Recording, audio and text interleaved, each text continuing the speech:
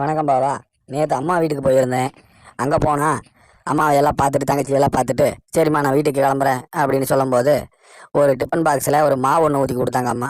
என்னம்மா இது அப்படின்னு கேட்டேன். இதை வீட்டில் கொண்டு போய் கொடு, தோசை மாதிரி சுட்டு கொடுக்க சொல்லு. இது ஆப்பசட்டியில் சுடணும், ஆனால் ஆப்பசட்டி இல்லைன்னா நம்ம தோசைக்கல்லில் சுடலாம், நல்லா இருக்கும், போய் சுட்டுப்பாரு, இதுக்கு பேர் முட்டைப்பாலாடை அப்படின்னு சொன்னாங்க. சரி அப்படின்னு சொல்லி நானும் நேராக வாங்கிட்டு வந்து வீட்டில் கொடுத்தேன் நம்ம வீட்டு அம்மா கிட்ட. அவங்களும் அதை அழகாக எடுத்து கல்லில் தோசை கல்லில் போட்டு லேசாக ஊற்றி சுட்டாங்க. ஆனால் பார்க்கும்போதே நல்ல கலர்ஃபுல்லாக இருந்தது. சரி இதுக்கு என்னென்ன பண்ணுறாங்கன்னு பார்த்தா, இது மேலே தேங்காய் பூவு, அது வெள்ளை சர்க்கரை, இது எல்லாம் அது மேலே அப்படியே தூவி விட்டு அதை அப்படியே ரவுண்டாக மடக்கினாங்க. இந்த தேங்காய் வச்ச வேலை, சர்க்கரை வச்ச வேலை இதெல்லாம் செஞ்சது என் பொண்ணு. அப்படியே மெதுவாக வச்சு அழகாக சுருட்டி எடுத்துகிட்டு வந்தா.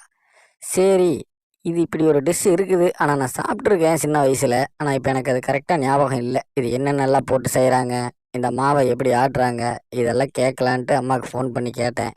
அவங்க இப்போ டைம் இல்லைப்பா, எனக்கு வேறு வேலையாக இருக்கேன், நான் இன்னொரு நாளைக்கு அந்த மாவை ரெடி பண்ணும்போது சொல்கிறேன், நீ நேர்லேயே வந்து பார்த்து தெரிஞ்சுக்கோ அப்படின்ட்டாங்க. சரி ஓகே, எப்படியோ ஒன்று சாப்பிட்டு பார்ப்போம். அருமையாக இருக்குது. ஆஹா ஆஹா ஆஹா, சூப்பராக இருக்குது. கலர்ஃபுல்லாகவும் நல்லா இருக்குது, டேஸ்ட்டும் நல்லா இருக்குது. ஒரு 2 சாப்பிட்டோம்னா போதும், நைட் டிஃபனே முடிஞ்சிடும். ஆனால் ரொம்ப லைட்டாக இருக்குது நண்பர்களே, சாப்பிட்றதுக்கு நல்லா இருக்குது. நீங்களும் ஒரு நாளைக்கு இதை செஞ்சு சாப்பிடுங்கன்னு சொல்ல முடியாது, ஏன்னா இது எப்படி மாவு ஆட்டுறதுன்னு இன்னும் எனக்கே தெரியாது. நான் தெரிஞ்சவொன்னே உங்களுக்கு சொல்கிறேன். அது வரைக்கும்